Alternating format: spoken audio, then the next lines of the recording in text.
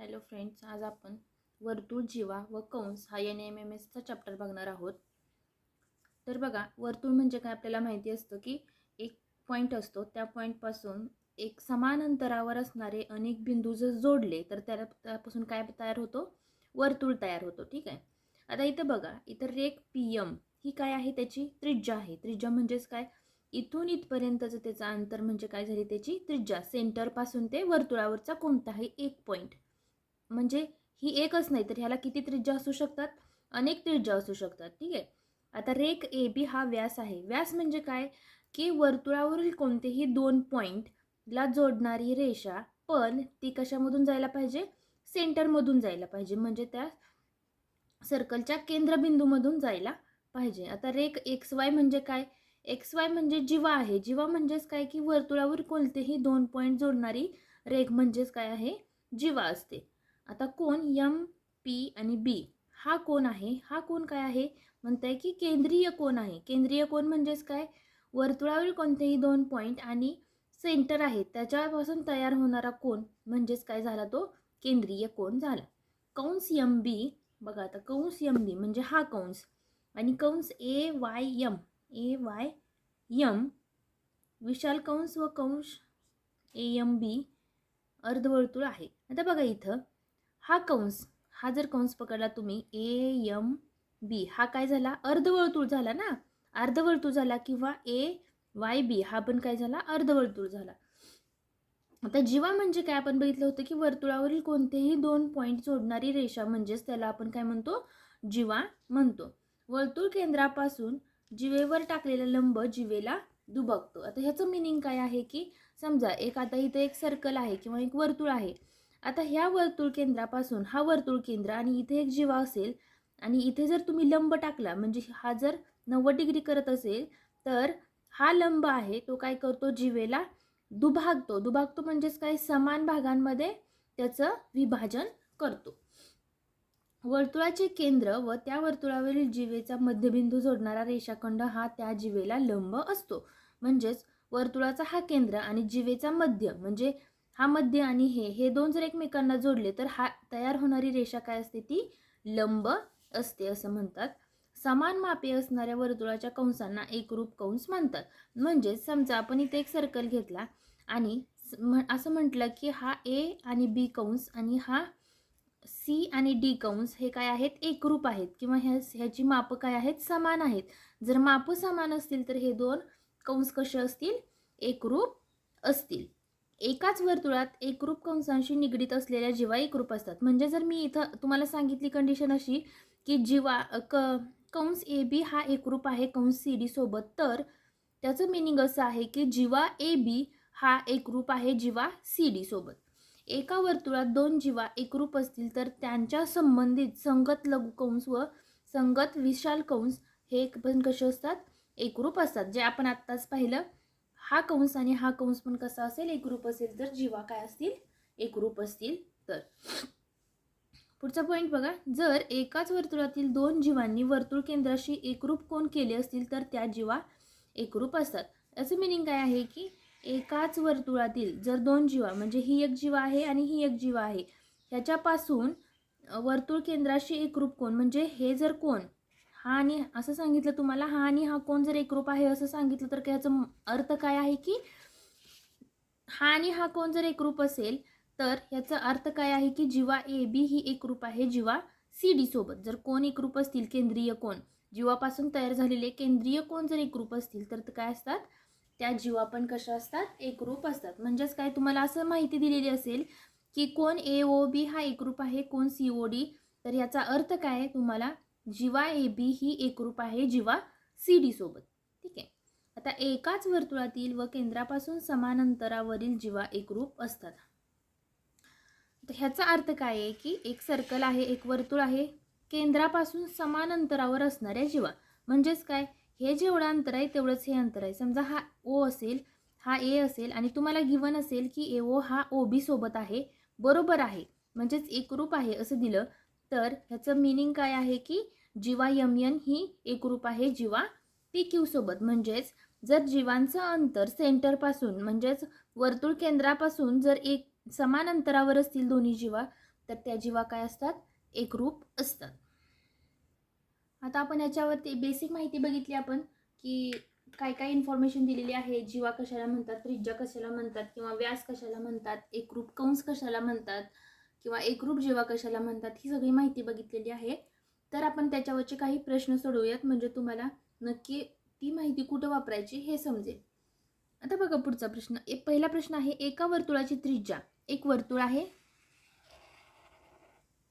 त्या वर्तुळाची त्रिज्या 17 आहे, वर्तुळ केंद्रापासून 8 सेंटीमीटर अंतरावर एक जीवा आहे. ठीक आहे, वर्तुळ केंद्रापासून ह्या जीवेचं अंतर किती आहे, 8 आहे. या वर्तुळाची त्रिज्या किती आहे, 17 आहे. तर जीवेची लांबी किती. आता समजा आपण इथं नावं दिली ए बी आणि इथं सी दिलं. ठीक आहे, आता इथून इथपर्यंत हा काय असणार आहे, लंब असणार आहे, बरोबर आहे.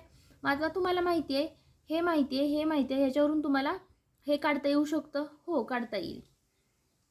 आता बघा, जर ह्या त्रिकोणामध्ये त्रिकोण ओ सी ए मध्ये बघितलं तर हा कोणता आहे, काटकोन आहे. आणि काटकोनामध्ये आपण जर दोन बाजू माहिती असतील आणि तिसरी बाजू काढायची असेल तर तुम्ही पायथागोरसचं प्रमेय वापरू शकता. आता पायथागोरसचं प्रमेय कसं येईल, ओ एचा वर्ग बरोबर ओ सीचा वर्ग अधिक ए सीचा वर्ग.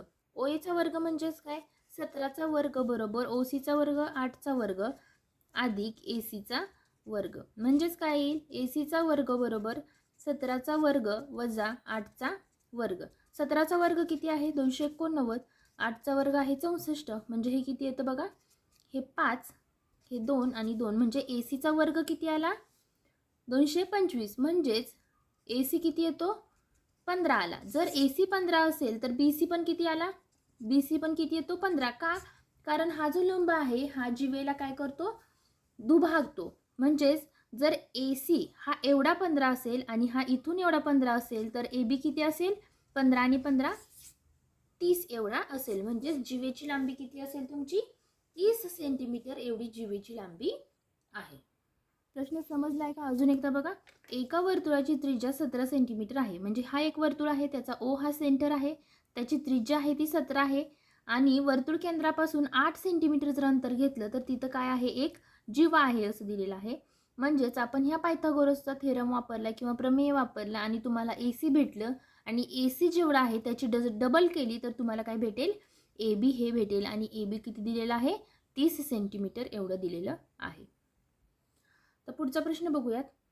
वर्तुळाच्या जीवेची लांबी ही तिच्या वर्तुळ केंद्रापासूनच्या अंतराच्या दुप्पट असेल. म्हणजे समजा हे सेंटर आहे, इथं हा ओ झाला, जीवेची लांबी ही वर्तुळ केंद्रापासूनच्या अंतराच्या दुप्पट असेल. म्हणजेच वर्तुळ जर समजा वर्तुळ केंद्रापासूनचे अंतर, वर्तुळ केंद्रापासून चे जीवेचे अंतर x आहे असं समजलं आपण. ठीक आहे, म्हणजेच ही एक जीवा आहे, हिचं वर्तुळ केंद्रापासूनचं अंतर जर x असेल तर जीवेची लांबी ही वर्तुळ केंद्राच्या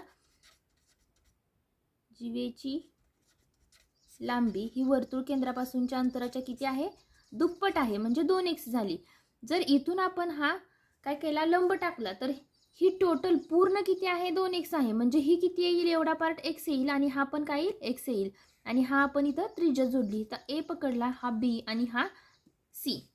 तर वर्तुळाची त्रिज्या जीवेच्या लांबीच्या किती पट असेल असे विचारलेलं आहे. आता जीवेच्या लांबीच्या किती पट हे काढायचं असेल तर तुम्हाला आधी वर्तुळाची त्रिज्या काढावी लागेल.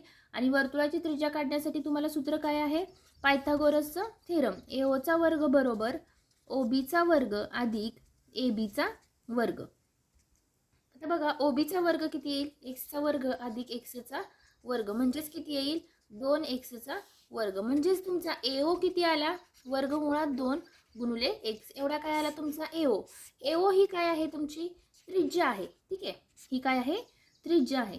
आता वर्तुळाची त्रिज्या जीवेच्या, म्हणजेच आता बघा इथं, आता तुम्हाला जर किती पट काढायचं असेल तर तुम्हाला काय करावं लागेल, पहिल्यांदा ज्याच्या म्हटलेलं आहे, इथं काय म्हटलंय, जीवेच्या म्हटलं आहे. म्हणजे जीवा काय करायची, छेदात घ्यायची आणि कोणाशी काढायचं आहे, तर त्रिज्या सोबत काढायचं आहे. म्हणजेच तुमची त्रिज्या किती आली बघा, काय म्हटलंय, त्रिज्या, वर्तुळाची त्रिज्या जीवेच्या म्हणजे ज्याच्या च्या असतं ते आपण छेदात घेतो आणि त्रिज्या भागिले जीवा करावं लागेल म्हणजे त्याची पट निघेल आपल्याला. त्रिज्या किती निघलेली आहे? √2 आणि x निघलेली आहे. जीवा किती समजलेली आहे आपण? 2x एवढी समजलेली आहे. ह्या xला हे कॅन्सल झालं. आता आपण ह्याची जर फोड केली 2ची तर √2 गुणिले √2 अशी फोड येते. ह्या एकाला हे एक गेलं म्हणजेच त्रिज्या ही जीवेच्या किती पट असेल? 1/√2 एवढी पट असेल. कसं केलं अजून एकदा बघा, अगदी सोपं आहे, फक्त समजून घ्या. वर्तुळाच्या जीवेची लांबी तिच्या वर्तुळ केंद्रापासूनच्या अंतराचा दुप्पट असेल. म्हणजे वर्तुळ केंद्रापासूनचं अंतर जर आपण x पकडलं तर त्या जीवेची लांबी किती झाली? 2x एवढी झाली. जर पूर्ण जीवेची लांबी जर 2x असेल तर एवढ्या पार्टची लांबी किती असेल? x असेल. याच्यावरून काय केलं तुम्ही? त्रिज्या काढून घेतली पायथागोरसचा थेरम वापरून. जर त्रिज्या भेटली तर आपल्याला काय विचारलंय? वर्तुळाची त्रिज्या ही जीवेच्या किती पट आहे. म्हणजेच आपण काय केलं? गुणोत्तर काढलं, त्रिज्या भागिले जीवा असं केलं की तुम्हाला उत्तर काय येईल? 1/√2 एवढे पट आहे, हे तुमचं उत्तर येईल. आता बघा पुढचा प्रश्न आहे. आकृतीत कंस AB कंस कुठला आहे? हा कंस AB हा एकरूप आहे कंस PQ सोबत असं दिलेलं आहे. जर AN म्हणजे हे इथनं एवढं अंतर जर 8 असेल तर PQ ची लांबी किती? म्हणजे ह्या PQ ची लांबी विचारलेली आहे. आता मगाशी आपण जे गुणधर्म पाहिले होते त्याच्यावरून माहिती आहे आपल्याला की जर कंस AB आणि कंस PQ एकरूप असतील तर जीवा AB आणि जीवा काय असणार? PQ पण काय असणार? एकरूप असणार. ठीक आहे, हे तर क्लिअर झालं तुम्हाला. ज्यावेळेस कंस एकरूप असतात त्यावेळेस त्यानं तयार केलेले जे जीवा असतात त्या पण काय असतात? एकरूप असतात. आता तुम्हाला इथं दिलेलं आहे की इथून एक काय काढलेलं आहे? लंब काढलेला आहे. आणि ज्यावेळेस लंब जीवेवर काढलेला असतो त्यावेळेस काय करतो? तो लंब जीवेला दुभागतो. म्हणजे हे जेवढं अंतर असणार आहे तेवढंच हे अंतर असणार आहे. म्हणजे टोटल ABचं अंतर किती झालं? AB बरोबर किती झालं? 16 झालं. ठीक आहे, AB जर 16 असेल तर PQ पण काय असेल? 16च असणार आहे. का? कारण जीवा AB आणि जीवा PQचं अंतर काय असणार आहे? सेम असणार आहे. कारण त्याचे जे कंस आहेत AB आणि PQ समान आहेत, म्हणजे एकरूप आहेत. तर जीवा पण काय असतील? एकरूप असतील. आणि त्या किती असणार आहेत? 16 हे त्यांचं अंतर असणार आहे. 4 नंबरचा प्रश्न बघूयात. एका वर्तुळाची त्रिज्या म्हणजेच काय आहे? एक वर्तुळ आहे, त्या वर्तुळाची त्रिज्या 25 असून जीवेची लांबी किती आहे? 48 आहे. टोटल लांबी 48 आहे. इथून जर आपण याच्यामध्ये लंब काढला तर हा किती येईल भाग? हा 24 येईल आणि हा 24 येईल. आणि ह्या वर्तुळाची त्रिज्या किती दिलेली आहे? 25 आहे. तर जीवेचे वर्तुळ केंद्रापासूनचे अंतर म्हणजेच ही जीवा आहे त्याचं वर्तुळ केंद्रापासून म्हणजे तुम्हाला OA काढावा लागेल. ठीक आहे, कसं केलं बघा अजून एकदा. ही पूर्ण जीवा आहे तिचं अंतर दिलेलं आहे 48. म्हणजेच इथून जर हा लंब टाकला तर ह्याचं आणि ह्याचं माप काय असणार आहे? समान असणार आहे. म्हणजेच AB जेवढा असेल तेवढाच AC असेल. टोटल 48 असेल तर हा किती असेल? हा 24 असेल आणि हा पण 24 असेल. त्रिज्या दिलेली आहे तुम्हाला, OB किती दिलेली आहे? 25 आहे. तर तुम्हाला फाइंड आउट काय करायचं आहे? OA काढायचं आहे.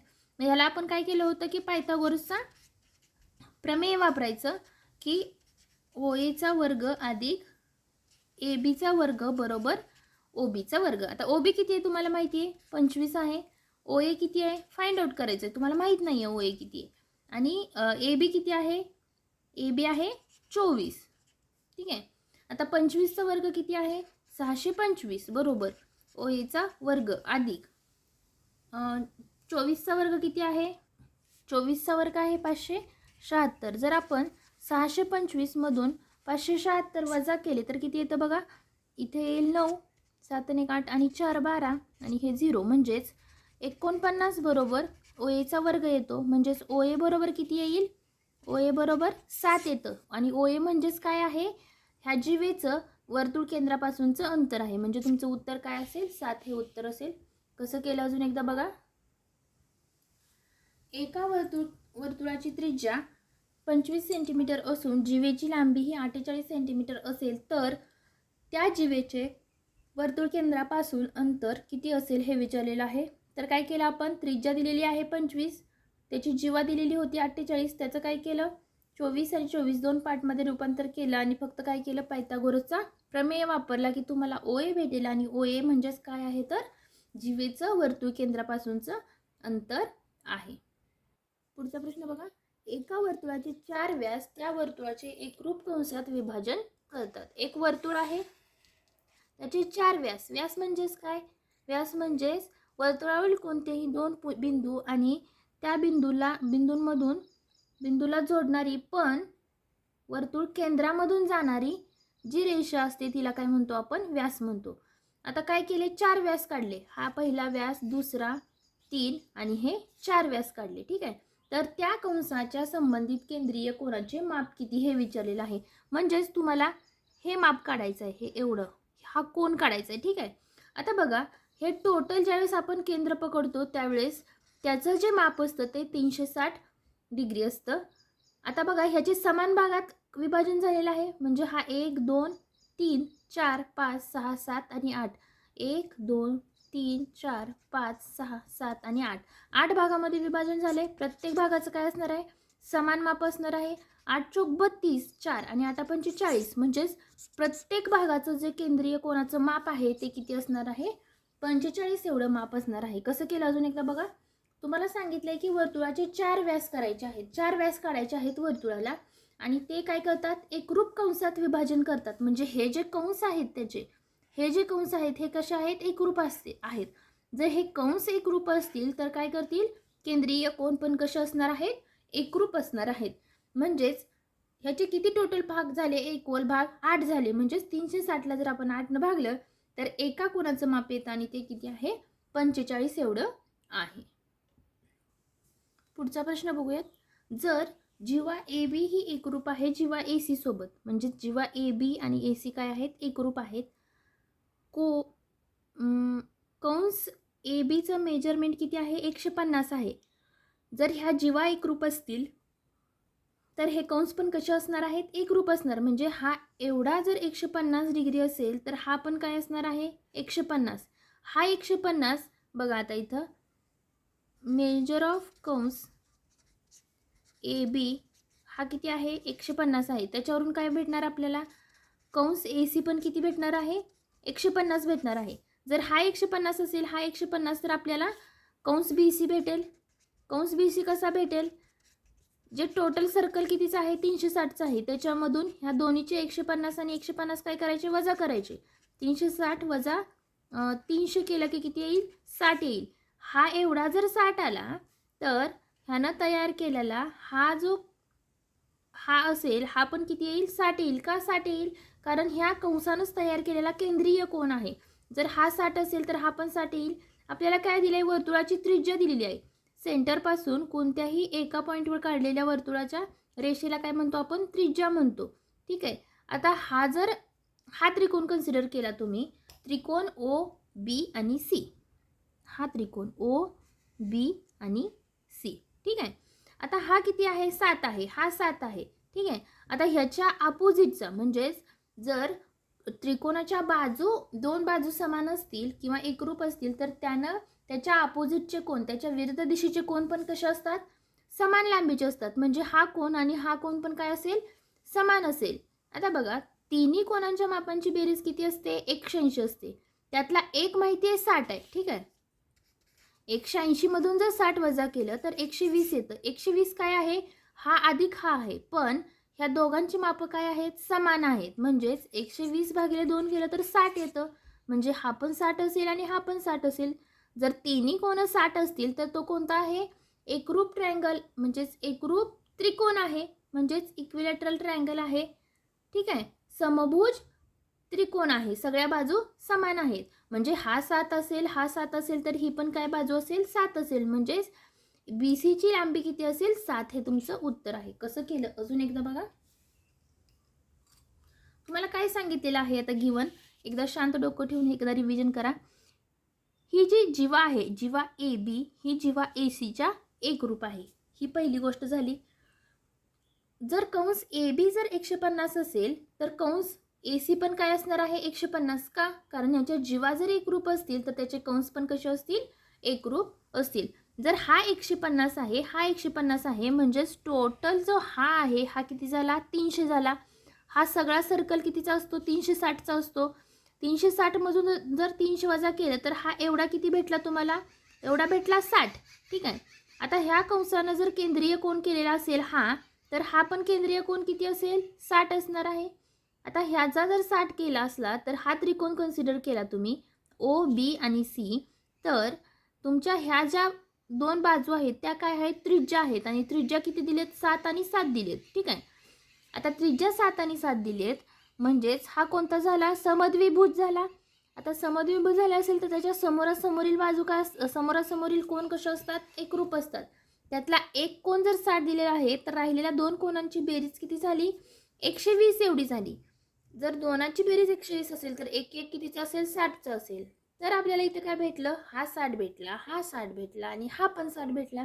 म्हणजे हा काय झाला समभुज त्रिकोण झाला. जर त्रिकोण समभुज असेल तर त्याची BC बाजू पण काय असेल 7 सेंटीमीटर एवढी असेल. पुढचा प्रश्न बघूयात आता. आकृतीत मेजर ऑफ कोन ROQ म्हणजे हा कोन हा तुम्हाला 70 दिलेला आहे. जीवा PQ ही जीवा आणि जीवा PR हे काय आहेत एकरूप आहेत हे आणि ही. तर PQR तुम्हाला ह्याचं ह्या कंसाचं जे मेजरमेंट आहे ते विचारलेलं आहे. ठीक आहे. आता ह्याच्यावरून तुम्ही कसं काढू शकता बघा. जर तुम्हाला हा केंद्रीय कोन 70 दिलेले असेल तर हा पण काय असेल एवढा कंस किती असेल 70 असेल. म्हणजेच कंस QR हा किती भेटला तुम्हाला 70 भेटला. ठीक आहे. तो जर 70 असेल तर हा राहिलेला पूर्ण किती असेल कंस QPR हा किती असणार आहे 360 मधून 70 वजा करायचे म्हणजेच तो किती झाला 390 एवढा झाला. आता तुम्हाला PQ आणि PR समान असेल तर हा कंस आणि हा कंस याचं मेजरमेंट काय असणार आहे समान असणार आहे. म्हणजेच कसं असेल मेजरमेंट ऑफ कंस PQ बरोबर कंस PR. पण ह्या दोघांची बेरीज माहिती 290 म्हणजेच ह्याला जर दोन्ही भागलं तर काय भेटेल एकाची मेजरमेंट भेटेल. आता आपल्याला काय काढायचं आहे कंस PQ आणि Rचं हे काढायचं आहे. तर कंस PQR बरोबर काय असणार आहे कंस PQ इथे कंस PQ अधिक कंस QR इथं कंस QR. ठीक आहे. आता इथं बघा कंस PQ किती झाला 145 झाला आणि कंस QR किती झाला 70 झाला. म्हणजेच किती झालं 7 आणि 4 11 आणि हे 215 एवढं तुमचं उत्तर येईल. कसं काढलं अजून एकदा बघा. इथं पर्याय चुकीचे दिलेले आहेत प्रिंटिंग मिस्टेक आहे.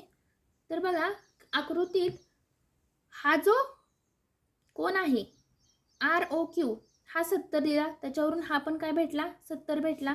हा जर 70 असेल तर हे राहिलेले किती असणार 290 असणार. हा राहिलेला पूर्ण 290 असणार. जर हे दोन समान आहेत इथून इथपर्यंत आणि इथून इथपर्यंत समान आहे इथून इथपर्यंत समान आहे दोन्हीची बेरीज 290 असेल तर एक एक कितीचा असेल 145 आणि आपल्याला विचारलाय काय हा एवढा विचारलाय. हा एवढा किती असेल 145 अधिक 70 केलं की तुम्हाला तुमचं उत्तर भेटेल. पुढचा प्रश्न बघूयात. आकृतीत दिलेल्या माहितीवरून तुम्हाला कंस BXC म्हणजेच तुम्हाला ह्या कंसाचं किती माप आहे ते काढायचं आहे. ठीक आहे. आता बघा इथं माहिती काय दिलेली आहे तुम्हाला हा कोन किती दिलेला आहे 80 दिलेला आहे. म्हणजेच ह्या कंसाचं माप किती असेल 80 असणार आहे कारण तो केंद्रीय कोन आहे. पुन्हा ह्या कंस किती दिलेला आहे 120 दिलेला आहे म्हणजे हा कंस किती असणार आहे 120 असणार आहे. आता टोटल किती असतो आपल्याला 360 असतो. 360 मधून जर ह्या दोन्ही कंसाचं माप जर वजा केलं 80 अधिक 120 वजा केलं तर किती येतं बघा 360 वजा 120 आणि 80 किती असतं 200.